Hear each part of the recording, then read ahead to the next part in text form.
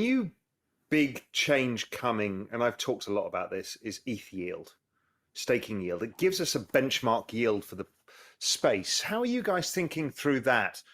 The opportunities it might create for new products, stuff like this, because I have a feeling it might change DeFi and CeFi in many ways because of the availability of yield and the kind of security of that yield itself. But where's next for you guys? Where do you see this market going? Where's the big opportunity? Because as we said, everything's evolving all the time here.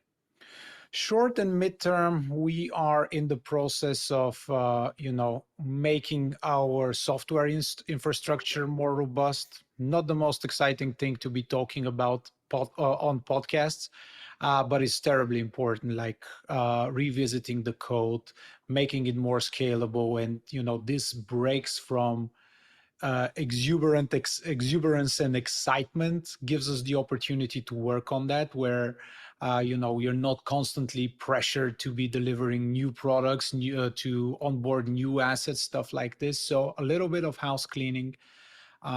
We are also restructuring some of the products that have come under scrutiny, particularly in the United States. A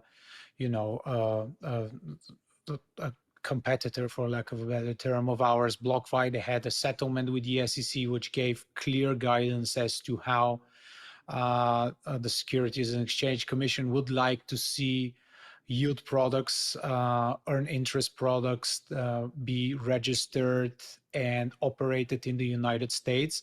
This is uncharted territory. Nobody has done an S1 registration for a crypto business in the United States.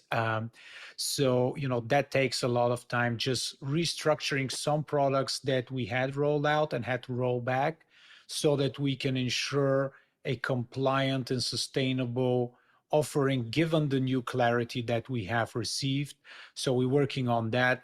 Also not terribly exciting in terms of news. I want to splash something big here and tell you this is what is going to happen in 6 months. But the building that has been done in bear markets, it's not to be underestimated. It is exactly this same mentality that in 2018-19 bear market helped us prepare for what ensued after the response to the COVID-19 pandemic. Had we not done the exact same things that we're doing, we would not have been in a position to I find capture that the space market moves so fast that you don't get a chance to catch up with yourself and do the things that you need to do because they're boring and they take a lot of work, building your risk management models out better, or your infrastructure and your tech stack and all of that stuff. And the crypto market gives us this time to breathe sometimes. And it's really useful because if not, you know what it's like. You're sleeping 4 hours a day because crypto's on fire. You've got new customers coming, as you said, new products. So I think it's a really healthy, these slowdowns, particularly because there's quite a lot of capital being put in the space from VCs now. So people have liquidity. Yeah. And they're just heads down building, learning from the past wave, building for the next opportunity.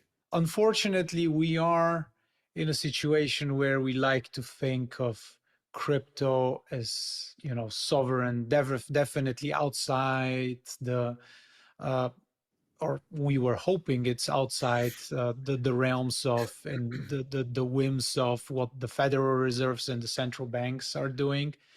Turns out it's not. So I personally didn't think that J Powell will go, near Volcker in terms of commitment of raising rates. I thought that he and the Fed decisions maker will fold. I was wrong on that. They appear very committed to, continuing to raise interest rates.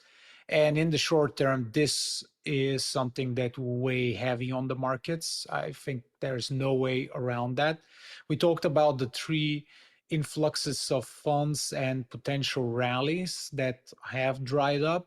Then, but then they don't build up like slowly and you can anticipate them. They go rapidly, and only then do you notice, or most people then notice that something has been changing, and those can change in an instant. I think that we have to recreate and reinvent the narrative around crypto just to get it going. And if the Fed does not intervene in a negative way, I think that, next year it will be much, much better than this one, sticking to our joint promise to not give any price predictions. So, okay, I am going to pin you down on a probability that the low is in. So let's use Uh, ETH because we both like okay, we both think of the world probably in ETH terms quite a lot. Probability that the low is in or not? You kind of 70%, 50%. 70%. Yeah, I was deliberating whether to say 60 or 70, but let's be bold and say 70.